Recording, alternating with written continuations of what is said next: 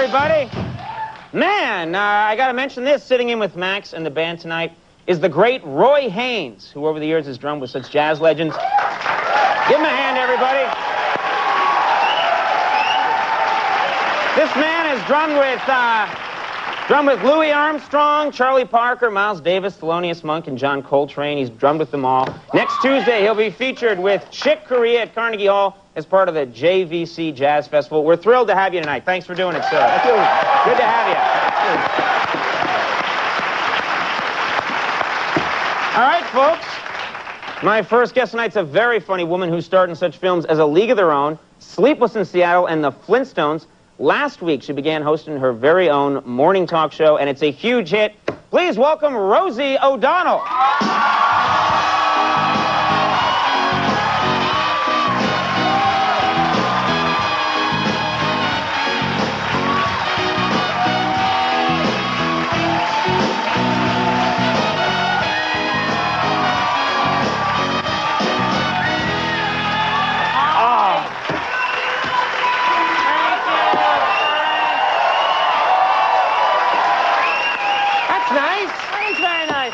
Man, congratulations on everything. Thank you very much. Been a good week. Yeah, you started the show, I think, last Monday, right? Yep. And it's going great. Everybody loves it. Great ratings, great reviews. You're having a good time. Who knew?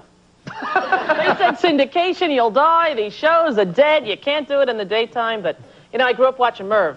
Uh-huh. Merv Griffin, the master. Mike Douglas. Mm-hmm. The Prince. Dinah Shore, the appointed queen. Uh-huh. Those are the shows I grew up watching, so I tried to, you know, recreate that. Mm-hmm. And it's a lot of fun to do. Yeah, and you get a great reaction tonight. I've also noticed on your show, the audiences, they just seem to love you. They just react great to you. Do you do anything at all to jazz up the audience before the show? Yes, we do. We give them free Drake's cakes. Do you do that? Well, actually, we have a different method here. What's that? We gave away a coat rack today. Oh! Is that coat? You still got it? Yeah. Show the coat rack. That gets the people going. Who got the coat rack? Where is it? Oh, no, there it is. No, who has the coat rack? See here. This is what we give out. We give out Drake's Devil Dogs and the famous Drake's Ring Dings. Occasionally, we give out Yodels. Thank you. Oh, there you go. Now, wait a minute. Does that mean your audience is on, like, a sugar high the whole show? Pretty much, yes. That's our goal. So they're real responsive for 20 minutes, and then they fall asleep. And yeah, like then we give kids. them another Devil Dog, and everything's all right. Actually, I did The Nanny, you know, Fran Drescher's show. Yeah. And everybody in the audience was having such a great time, and it was such a wonderful environment. And I found out she gives everyone Drake's cakes, and when they leave, she gives everyone a T-shirt. And so I thought this is a good thing to do. So we give everybody Drake's cakes, and then we give them a spin pop on the way out. What's a spin pop? It's, you know, you take the lollipop there, and you stick it, and it spins. See that?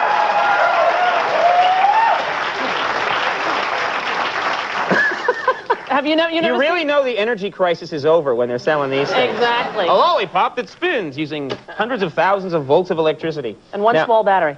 Very nice. Now, welcome here. You know, I wanted to ask you, when you were working on the show over the summer, people were saying one of the reasons you're doing the show is because you want to spend more time with your son. Is it Parker? Yeah. Is that right? But I call him Cody. You call him...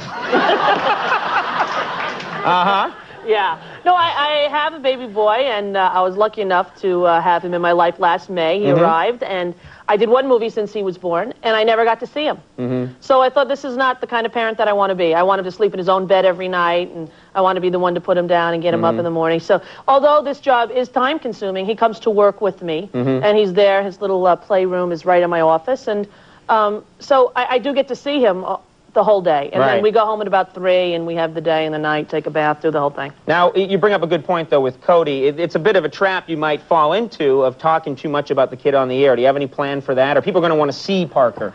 Well, you know what, actually, you know what we did? We hired a kid who's 1 year old, and we're calling him Little Ricky. And we're going to bring him out about once a month and show the progress of his growth. We're going to say, this is not my son, but it's a close facsimile. Because I do think, you know, fame is a tough thing for an adult to handle. I think it's an impossible thing for a child, and it's very awkward. And I try to keep his personal, individual achievements, just that, and not share them or use them as fodder. So this way, it's an an actor portraying him. That's a good system. Which they did on the Lucy show, right? They did. That was not Desi Arnaz. That was not the little kid. They hired an actor to do it. That's right, and that's what we're doing. All right, good for you. Thank you very much. You know, we actually have, you and I have a lot in common, actually. We both come from large Irish Catholic families. That's right. How many kids in your family? Thank you. I'm the middle of 5. Middle of 5. I was the middle of 6. And it's the middle kid who needs the attention, right? Exactly. And so you have to go get your own show to get the attention. Pretty much. Right? Our shows are a cry for help, right? Basically. And help. And, I think in my family, everybody was funny. That's the way you were allowed to communicate. I don't know. Typical Irish Catholic families, I think, you're not allowed to express your emotion. But if you couch the emotion in a joke, you're allowed to express it. So you can't really say Dad's drunk at the table. But if you made a joke about last call, Pop, then you could get away with it, you see? So I see. That's sort of how I learned to communicate. Now, your dad, I understand your dad really is Irish. He has an Irish brogue, is that right? Yes, not nearly as thick as I make it out to be, because it is my job to exaggerate. Yeah, as everyone's, yeah. Yeah, okay. and he has a little brogue, and he calls me Roseanne. Listen, Roseanne, darling, don't you be talking about me on that show. I love the Conan O'Brien. He's a good host, love. Why can't you be as good as Conan? That I'm trying. And it's a nice name, too. What's your name and your son, Parker? Never heard of that, Parker O'Donnell. You wanted me to name him Sean Michael Patrick Conan or something? I don't know. It's a good Irish name. Now, did you have, in your life, would people sometimes make fun of your dad's accent at all or have fun with it? Well, when I was a kid, my friends used to call the house, and he'd pick up the phone and say, "Hello, who do you want to speak to?" And my friends would say, "Always after me, Lucky Charms, a frosted oat cereal with beets and rice." But the really sad thing is, he didn't know they were making fun of him, so he'd actually take down the message, you know?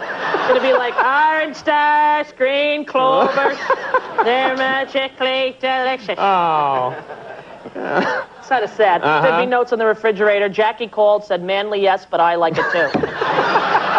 Little Irish spring humor for you there. Did you have the music playing in the house, the Irish music going? Very sad. Every Sunday, you could tell what happened on Saturday night, because you'd hear Sunday morning, "My name is McNamara, I'm the leader of the band. I'm down and I am in." He'd play the Clancy Brothers 24 hours a day. Sunday was Clancy Brother Day at my house. I know all this so well. I'm glad someone else went through it. You know that song, Wild Rover? I've been a wild rover for many a year. Come on, let's do a chorus, Conan. And I spent all me money on whiskey and beer. I don't remember that song. I don't remember the second verse. I'm not really Irish. You're not? No. It's all a facade. No, I'm faking it. My real name is Chip Whitley. Wow. It's all a scam. I didn't even know. Can you take, we're going to take just a little break here, have more with Rosie O'Donnell in a moment, so stick around. We'll see you in a second. You can stick around, you all right? That was great.